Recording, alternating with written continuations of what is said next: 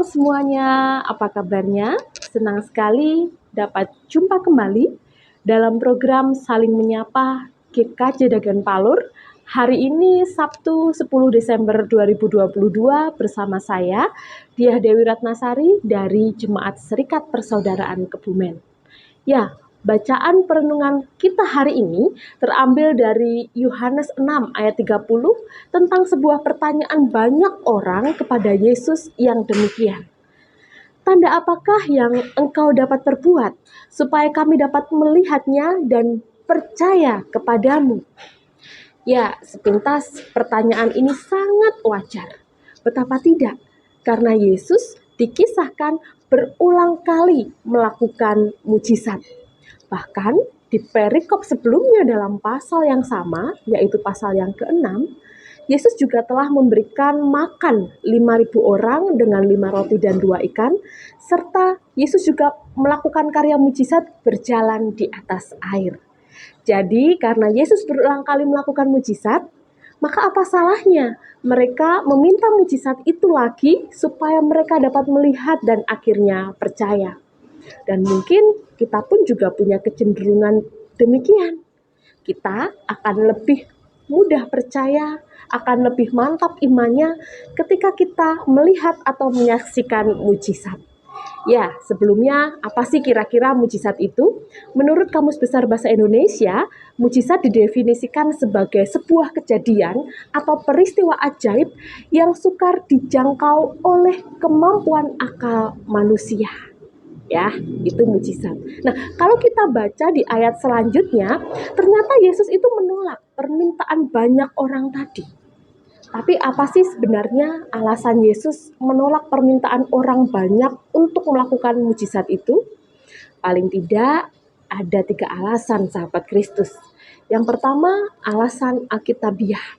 Di dalam Alkitab, secara khusus dalam Perjanjian Baru, mujizat itu bukan perkara ajaib atau tidak, supranatural atau tidak, melampaui akal manusia atau tidak, tetapi mujizat adalah karya yang menjadi tanda kasih Allah. Kemudian yang kedua adalah permasalahan epistemologis. Ketika kita merasa berjumpa dengan Allah atau merasa bahwa kasih Allah itu terwujud dalam hal-hal yang sifatnya ajaib, yang menakjubkan dan mungkin melampaui akal kita, sebetulnya kita sedang memperlakukan Allah sebagai Allah celah-celah. Maksudnya gimana?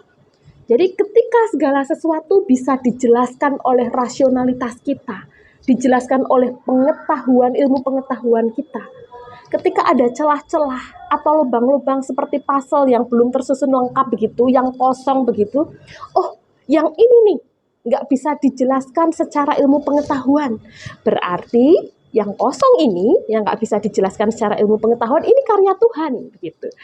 Jadi Tuhan hanya diberi tempat di celah-celah, di lubang-lubang, di mana ilmu pengetahuan dan rasionalitas kita tidak bisa menjangkaunya.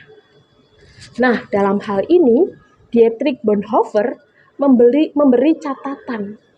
Dia mengatakan demikian, betapa kelirunya kita ketika menjadikan Allah sebagai pengisi celah-celah ketidaktahuan kita.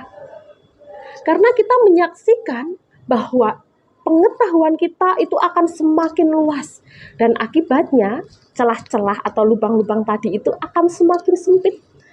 Fatalnya, Allah yang kita tempatkan pada celah-celah tadi itu justru akan semakin surut ke belakang, justru akan semakin tidak nampak. Karena apa? Karena kita menempatkan Tuhan seperti yang kita mau, bukan seperti apa yang kita tidak tahu. Nah, itu masalah yang kedua. Yang ketiga adalah masalah praktik. Jadi ketika kita memiliki kecenderungan untuk menyempitkan mujizat sebagai hal-hal yang sifatnya supranatural dan suprarasional, dan ketika kita hanya dapat menjumpai Allah dalam hal yang menakjubkan, dalam hal yang ajaib, maka kita tergiring untuk memisahkan, bahkan membenturkan antara sains dan agama, iman dan rasionalitas. Contoh saya pribadi ya, kalau saya mungkin masih terbilang muda begitu ya, tapi kolesterol saya itu biasanya tinggi.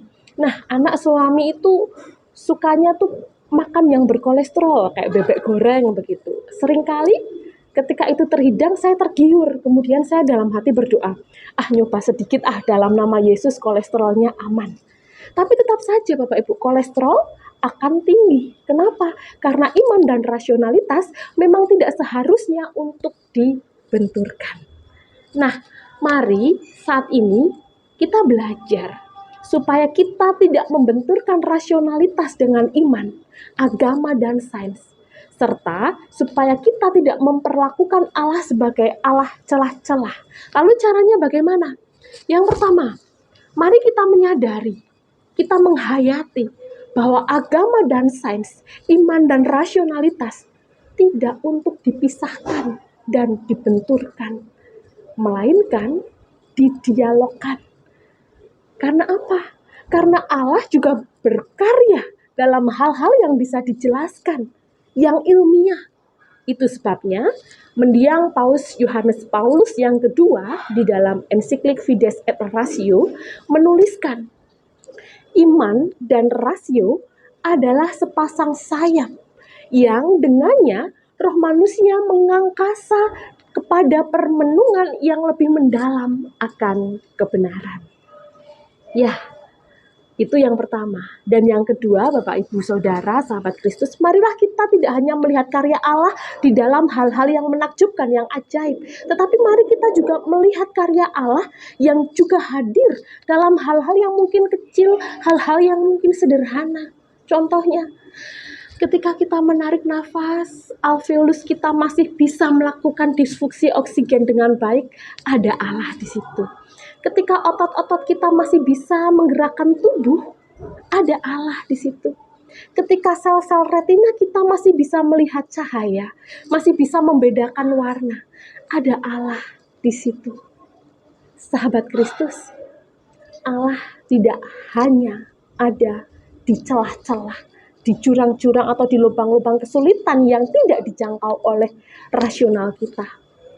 Allah tidak hanya menjadi Allah yang besar, tetapi Allah juga ada di dalam hal-hal yang kecil, yang sederhana. Allah berkarya di dalam segala hal di hidup kita. Selamat merasakan karya Allah di dalam hidup kita. Amin.